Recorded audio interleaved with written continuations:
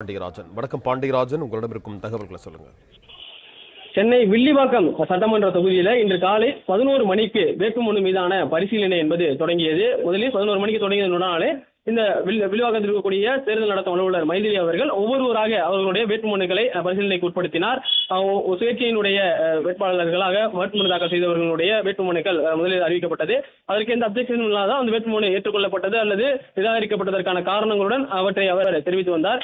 இந்நிலையில் ஆதவ் அர்ஜுனா வில்லிவாக்கம் சட்டமன்ற தொகுதியில் தமிழக வெற்றி கழகத்தினுடைய சார்பில் வேட்பாளராக ஆதவ் அர்ஜுனா அவருடைய வேட்புமனுவை தாக்கல் செய்திருந்தார். அவருடைய வேட்புமனு தாக்கலில் அவர் வழங்கிய ஆவணங்கள் சரியாக இருக்கிறது, அவர் பூர்த்தி செய்த அந்த 26 படிவம் அதுவும் சரியாக இருக்கிறது என்று மைதிலி அவர்கள் வாசித்து வந்து கொண்டிருக்கும் பொழுது உடனடியாக அங்கு இருக்கக்கூடிய சுயேட்சை வேட்பாளர்கள் சிலர் அவர் வழங்கிய பிரமாண பத்திரத்தில் சில தவறுகள் இருப்பதாக சுட்டிக்காட்டினார்கள். அவர் கூடுதல் விவரங்களை மறைத்திருக்கிறார் என்கின்ற வகையில் சொல்லியிருந்தார்கள். குறிப்பாக இந்த மனு மக்கள் பிரதிநிதித்துவ சட்டம் 1951 பிரிவு 33A மற்றும் தேர்தல் நடத்தை விதிகள் 1961 ரூல் 4A அடிப்படையில் தாக்கல் செய்யப்பட்டுள்ளதாக குறிப்பிடப்பட்டுள்ளது. ஆனால் வட்டி வருமானம் அதற்கு உட்படாமல் மறைக்கப்பட்டிருப்பதாக அவர்கள் குற்றச்சாட்டை முன்வைத்திருந்தார்கள். குறிப்பாக HDFC மற்றும் ஆக்சிஸ் வங்கிகளில் சுமார் 14 கோடி மதிப்பிலான டெபாசிட் வைத்திருந்தும் அதனால் கிடைக்கும் வருமான விவரங்களை மறைத்திருப்பதாக ஒரு குற்றச்சாட்டை முன்வைத்தார்கள்.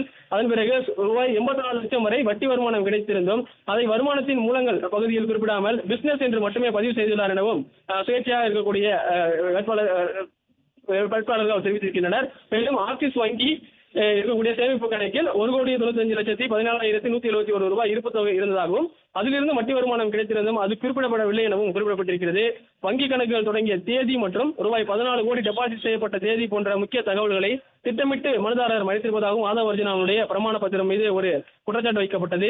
இது வாக்காளர்களை தவறாக வழிநடத்தும் செயலாக அவர்கள் சொல்லியிருக்கிறார்கள். குறிப்பாக கையிருப்பு பணம் குறித்து சந்தேகம், வேட்பாளர் தனது கையிலேயே 1,69,00,000 பணம் இருப்பதாகவும் அவரது மனைவியின் கையில் 12 லட்சம் ரூபாய் பணம் இருப்பதாகவும் ஒட்டுமொத்தமாக 2 கோடி ரூபாய் லிக்விட் கேஷாக ஆதவ் அர்ஜுனா கையில் வைத்திருக்கிறார். அது வேட்பாளர்களுக்கு பணம் கொடுப்பதற்கான வாய்ப்பை ஏற்படுத்தும் என்கின்ற வகையிலும் ஒரு குற்றச்சாட்டை சுயேட்சை வேட்பாளர்கள் தெரிவித்திருக்கின்றனர்.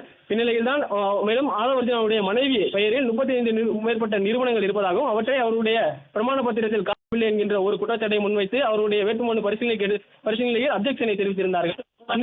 ஆர்வோ அவர்கள் அந்த அப்ஜெக்ஷனை ஏற்றுக்கொண்டிருக்கிறார். அப்ஜெக்ஷனை ஏற்றுக்கொண்ட பிறகாக சட்டமன்ற தொகுதிக்கும் தேர்தல் பார்வையாளர்கள் இருப்பார்கள். அதாவது சென்னையை பொறுத்த வரைக்கும் வில்லிவாக்கம், குளத்தூர் ஆகிய இந்த 2 சட்டமன்ற தொகுதிக்கு ஒரு தேர்தல் பார்வையாளர் இருக்கிறார். அவர் குளத்தூரில் இருக்கிறார். அவர் வந்ததன் பிறகு இந்த அப்ஜெக்ஷன் மீதான நடவடிக்கைகள் எடுக்கப்படும். அதன் பிறகு ஆதவ் அர்ஜுனாவுடைய மனு என்பது பரிசீலனைக்கு எடுக்கப்படும் என்கின்ற வகையிலே வில்லிவாக்கம் சட்டமன்ற தொகுதிக்கு உட்பட்ட தேர்தல் நடத்தும் அலுவலர் மைதிலி தெரிவித்திருந்தார்.